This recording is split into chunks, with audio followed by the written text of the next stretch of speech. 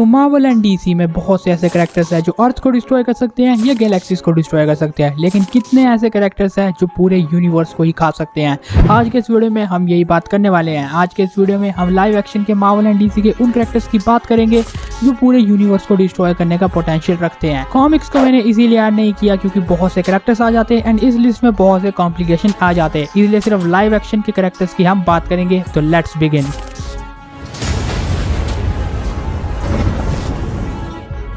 तो शुरू करते हैं नंबर 10 से। नंबर 10 पे है स्कारलेट विच। तो स्कारलेट विच पावरफुल है, जिसने खुद की रियलिटी तक बना दी थी। ये टेलीपैथिक एंड टेलीकिनेसिस एबिलिटीज का यूज कर सकती है। इसने कमरताज पे अटैक करके पूरे कमरताज की ही बैंड बजा दी थी एंड एल्यूमिनाटिस का ये हाल कर दिया था।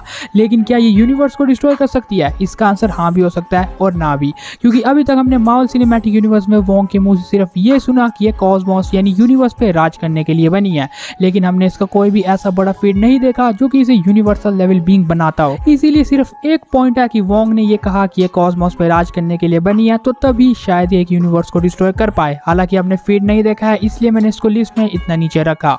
नंबर 9 एरिशम द जज।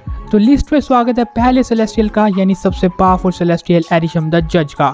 एरिशम द जज के पास limitless strength and supernatural powers है, क्योंकि ये टाइम एंड स्पेस को ट्रांजैक्ट कर सकता है। इसके अलावा एरिशम मल्टीपल कॉस्मिक एनर्जीज को मैनिपुलेट एंड एब्जॉर्ब कर सकता है एंड न्यू स्पीसीज को क्रिएट कर सकता है। लेकिन क्या ये सब एबिलिटीज काफी है कि वो यूनिवर्स को डिस्ट्रॉय कर पाए? अब इसका भी सेम वांडा वाला ही सीन है कि आप मान भी सकते हो एंड नहीं भी मान सकते हो, क्योंकि आपको ये थ्योरी सुननी पड़ेगी। थ्योरी के अकॉर्डिंग एरिशम द जज मार्वल सिनेमैटिक यूनिवर्स में वो कैरेक्टर है जिसने बिग बैंग करवाया है। यानी बिग बैंग का मतलब हुआ एक न्यू यूनिवर्स की फॉर्मेशन। यानी आप कह सकते हो कि एरिशम द जज ने ही मार्वल सिनेमैटिक यूनिवर्स के अंदर एक न्यू यूनिवर्स को जन्म दिया है। And as we all know कि जो जन्म दे सकता है वो उसे खत्म भी कर सकता है। इसीलिए अगर आपको इस थ्योरी में भरोसा है तो एरिशम द जज भी इस यूनिवर्स को डिस्ट्रॉय कर सकता है।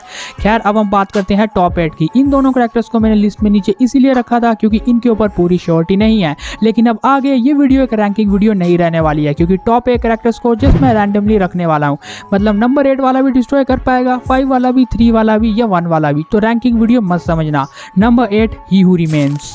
तो ही हू रिमेन्स यानी कैंग का वो वेरिएंट जिसने अपने यूनिवर्स को अलग किया था बाकियों से एंड उस यूनिवर्स का करता धरता बना था।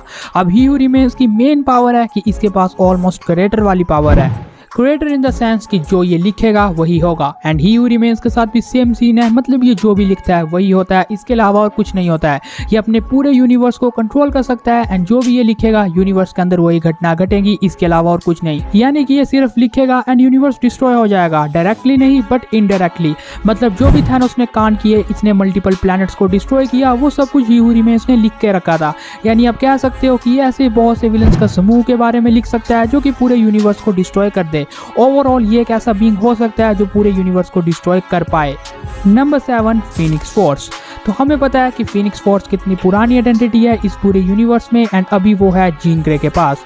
हालांकि जीन ग्रे खुद भी बहुत पावरफुल है, जिसके पास टेलीपैथिक एंड टेलीकिनेसिस एबिलिटीज हैं, बट जब इसके साथ फीनिक्स फोर्स मिलती है तो इसकी पावर नेक्स्ट लेवल पे हो जाती है। और इस लिस्ट में जीन ग्रे नहीं है बट फीनिक्स फोर्स है। फीनिक्स फोर्स फायर को मैनिपुलेट कर सकती है and one of the most feared being है ऑल ऑफ द एक्सिस्टेंस, क्योंकि Phoenix Force nexus of the फिनेक्सिस एनर्जी को पास्ट, प्रेजेंट एंड फ्यूचर की फॉर्म में रियलिटी ऑफ द मल्टीवर्स में यूज कर पाती है।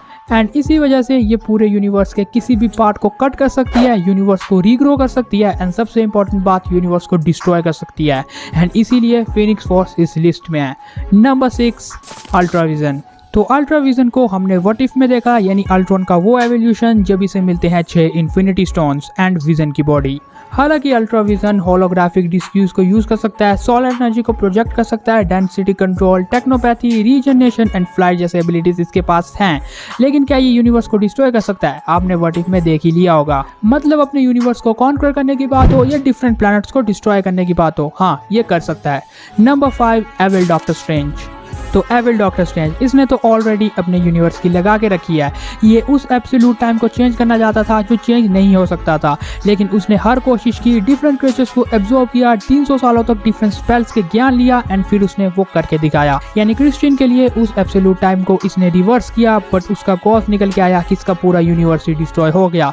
यानी कि इसने तो ऑलरेडी करके ही रखा है। Number 4 eternity. तो एटर्निटी मार्वल का टाइम कोड है, यानी एक ऐसा क्रिएचर जिसके अंदर ही मार्वल का सारा टाइम चलता है। लेकिन सबसे पहले आपको ये समझना पड़ेगा कि मार्वल में एक इटर्निटी नहीं बल्कि मल्टीपल्स है। मतलब हर यूनिवर्स का अपना अपना इटर्निटी होगा एंड अपने अपने यूनिवर्स के टाइम को वो कंट्रोल कर रहा होगा।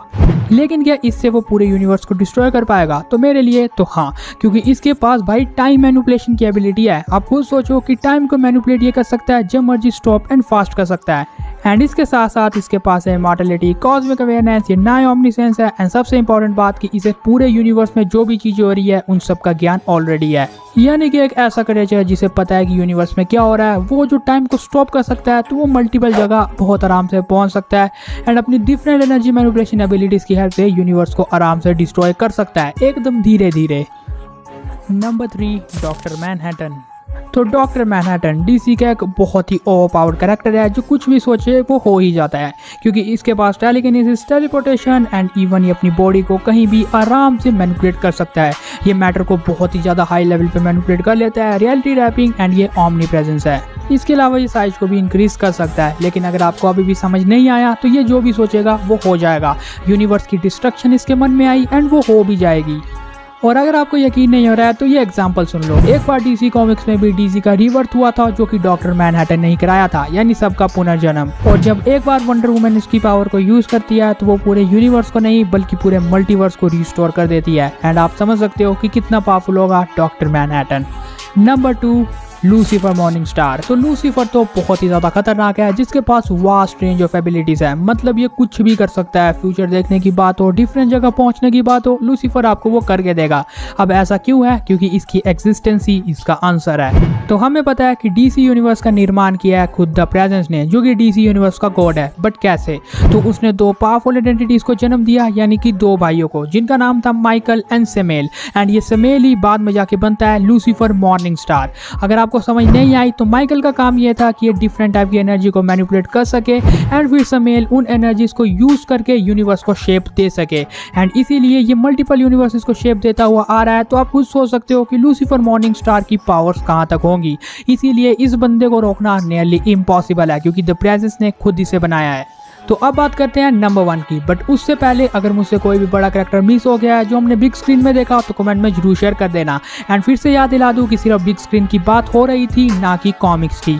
तो नंबर 1 पे है द लिविंग ट्रिब्यूनल, जिसकी हमने सिर्फ एक झलक देखी doctor strange in the multiverse of madness में। बट ये बहुत ज्यादा पावरफुल है, जिसे खुद वन ऑफ ऑल द्वारा बनाया गया है। एंड ये मल्टीवर्सल लॉ है, मतलब पूरे मल्टीवर्स का लेखा जोखा इसके अंदर ही चलता है। आप ये समझ लो कि इटर्निटी एंड इन्फिनिटी जैसे जो बींग्स है वो हर यूनिवर्स में अपने अपने हैं, लेकिन लिविंग ट्रिब्यूनल सिर्फ एक ही है।